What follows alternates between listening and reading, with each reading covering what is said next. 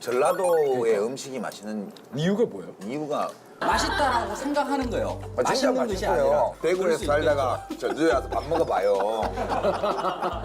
그냥 만화 카페 라면도 맛있다고요.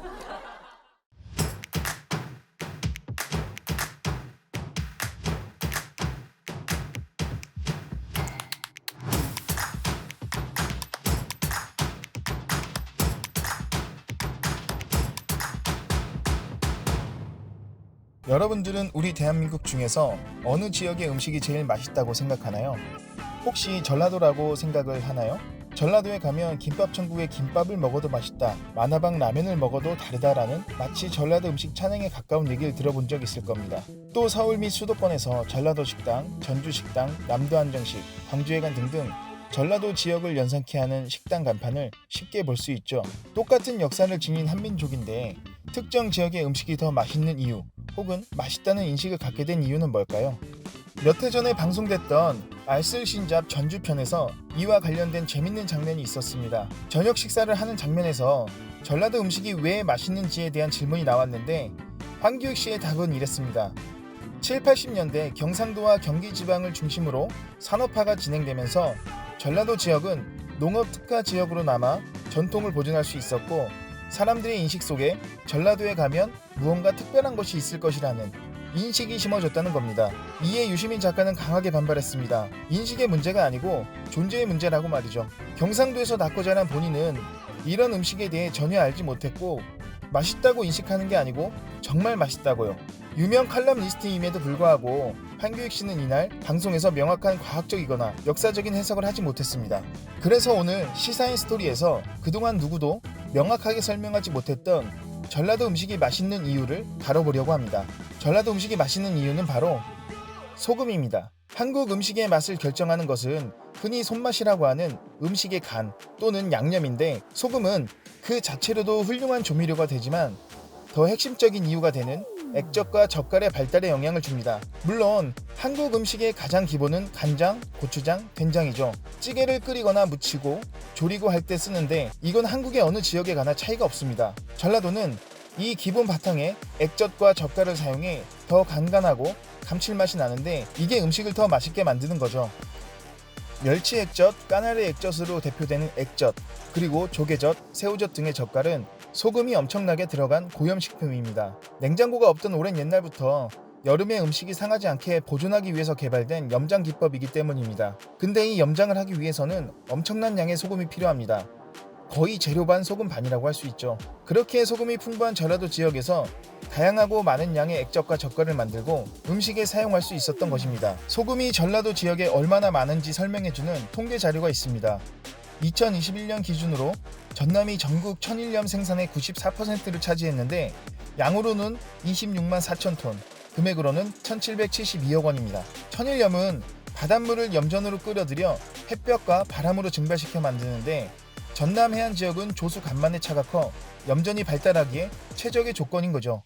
지금이야 과학이 발달해서 소금을 기계식 혹은 공장식으로 대량 생산이 가능하지만 옛날에는 가마솥에 끓이는 방법 외에는 자연에서 얻어야만 했습니다. 바다가 융기한 지역에 소금산이 만들어지는데 우리나라는 그런 소금산도 없어서 자연에서 얻을 수 있는 방법이 햇볕과 바람에 말리는 천일염밖에 없던 거죠. 다시 한번 정리를 해보면 전라도 음식이 맛있는 이유는 소금이죠. 소금이 염장식품을 발달하게 하기 때문이고 염장식품이 다른 음식의 간을 풍부하게 하고 전라도는 소금이 풍부합니다. 그래서 전라도 음식이 맛있습니다. 그럼 왜 전라도에 천일염이 많이 나올까요? 아까 조수간만의 차가 커서 염전이 발달하기에 최적이라고 했는데 어려운 해석은 차지하고 여러분들이 직접 본 동해와 서해를 떠올려보면 쉽게 이해할 수 있습니다. 동해는 하얀 백사장과 맑은 바닷물이 생각나죠? 몇 발자국만 걸어 들어가면 바로 머리까지 차는 걸 경험해 봤을 겁니다. 반면에 서해는 넓은 갯벌이 생각나죠? 바다와 육지 사이에 갯벌이 평평하고 넓게 펼쳐져 있습니다. 그래서 대천에 머드축제가 있는 거고 무안에 갯벌 낙지가 있는 거죠. 갯벌을 터전으로 살아가는 어민들이 썰물 때 경운기나 트럭을 타고 한참 나가는 모습을 보면 서해의 갯벌이 얼마나 넓은지 알게 됩니다. 이런 지형 덕분에 동해나 남해 또는 육지보다 서해, 특히 서남해 지역에 염전이 발달할 수 있었습니다. 그렇다면 또 왜 서해의 갯벌이 발달하고 동해는 그러지 못했을까요? 그 이유는 한반도의 지형들을 보면 쉽게 이해할 수 있습니다. 자연적인 현상이니까 그 원인까지 분석할 필요는 없고 현상을 그대로 보기만 하면 됩니다. 한반도의 지형을 흔히 동고서저라고 하죠. 태백산맥이 한반도의 동쪽을 수직으로 뻗어 있어 동쪽은 높고 서쪽은 낮은 지형이 됐습니다. 이 태백산맥이 모든 지형과 기후와 생활을 결정했습니다. 태백산맥의 동쪽은 산맥에서 가파르게 해수면에 도달해 평야가 거의 없는 반면 서쪽은 평야가 발달하고 강이 흐르며 갯벌이 발달하게 됐죠.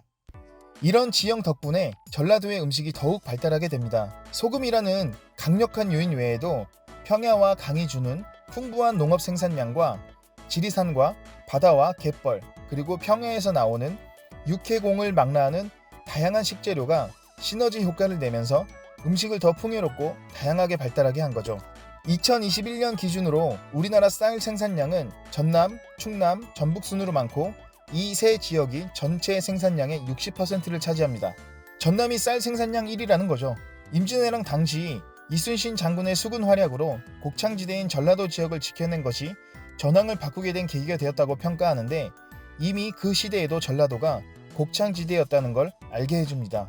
벼농사가 발달하면서 쌀이 풍족하고 볏짚이나 쌀겨를 가축의 먹이로 쓰니 축산업과 육류문화 또한 발달하게 됩니다. 또한 풍부한 쌀로 술을 담고 사람이 모이고 음식뿐 아니라 경제와 문화가 꽃을 피우게 됐던 거죠. 오늘은 전라도 음식이 맛있는 이유에 대해 알아봤습니다. 내용이 재밌고 만족스러웠다면 시사앤스토리 구독과 좋아요 잊지 마세요.